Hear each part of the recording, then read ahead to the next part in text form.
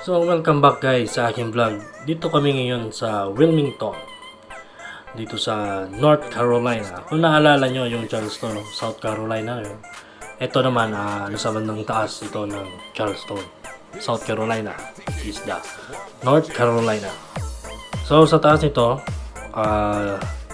sa taas na part ng US dito sa East Coast, katabi nito sa taas yung New Jersey at papuntang New York na, no? Kaya dito, hindi na tayo magtataka kung bakit malamig yung area na to. So nga, kinambagahan ng duty ko, no? Tuloy pa rin sila sa pag-operate at umpisa na sila sa pagkarga ng mga containers sa kuberta. So, naganda ako sa lugar na to. Port siya dito sa kabila, dito naman sa kabila, no? Parang malawak siyang farm na sinasaka ng mga malalaking makinarya, no? Ito may karga na rin kaming tank containers. So galing ako sa taas, may chinek ako, kumuha ako ng tubig. Ito yung sinasabi ko kanina na farm. Ayun. Tapos ganyan lang yung ilog niya, no? Malawak na rin kahit papano. So punta ako ng forward, no? Para chicken yung lubid sa forward. Ayun. So ayan yung tutukoy yung kaninang farm. At napakalawak. So after namin ng Savannah, dito kami pumunta, no, sa Wilmington. Dumating kami kaninang gabi. At ito na. Mamayang hapon, alis din kami. Next port namin, Jacksonville. So sa Jacksonville guys, tingnan nyo rin yung vlog ko doon. Meron akong vlog doon sa Jacksonville. So ito, tuloy-tuloy yung operation nila. Napakaliwalas dito. Medyo may hawig sa Savannah, no? Pero yung channeling dito napakahaba guys, no? Umabot ng 6 to 8 hours. Malayo to, yung to. Pero ginawan nila. Pero yung ilog kasi nito parang nakabalagbag na sa dagat. Sa kabila niyan, dagat na yan. Kaso nga lang yung ilog, pakwan siya, no? Parang kanal siya na nakabalagbag sa dagat. So yan, kalibilan namin dagat na yan sa unahan. Yun nga lang yung channeling niya, doon pa sa baba.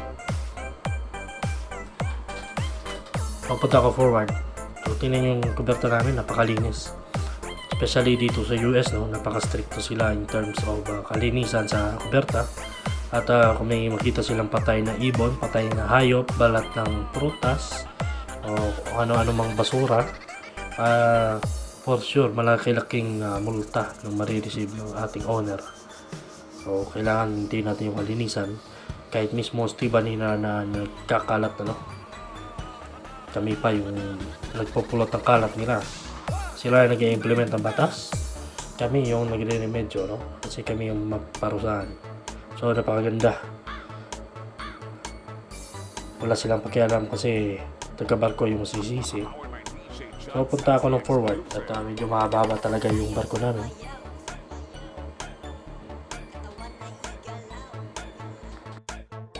At ito na, at medyo malapit-lapit na tayo. Dito na tayo banda sa kuha ng barko, no? Dito sa Shear Street, tinatawag niya. Parang curvature niya dito sa forward. Punta tayo doon sa mooring station. So, napakalinis, di ba? Yun nga lang umulan kagabi. Tingnan mo baha. Hindi yung baha. So dito naman tayo sa kabila. Hindi na ako pupunta sa taas kasi na-check ko na kanina. At ito na yung port area. Kung saan sila nagkakanda ng cargo operation. Silip muna kayo. Ayan. Ito yung tsura ng puerto nila. Kita mo, basurahan kami yung kada corner. So sila din nagpa-implement niya. Nalagyan ng basurahan. Kaso yung mga stevedores nila, mismong kain nila, nagkakalat lang din kahit may basurahan. Napakagaling. Kaya sinisita din namin sila. So yun na nga, medyo malapit na rin matapos. At maya-maya, no? Mamayang hapon, alis na rin kami. Tuloy pa sila dito sa mga disyerga, no? Sa B14 Center. So ito yung sa forward kanina na tinunan ko. Yan yung itsura niya, no? So yung forward namin medyo kuwan pa yung maintenance, pero medyo nagagawa na ng paraan, no?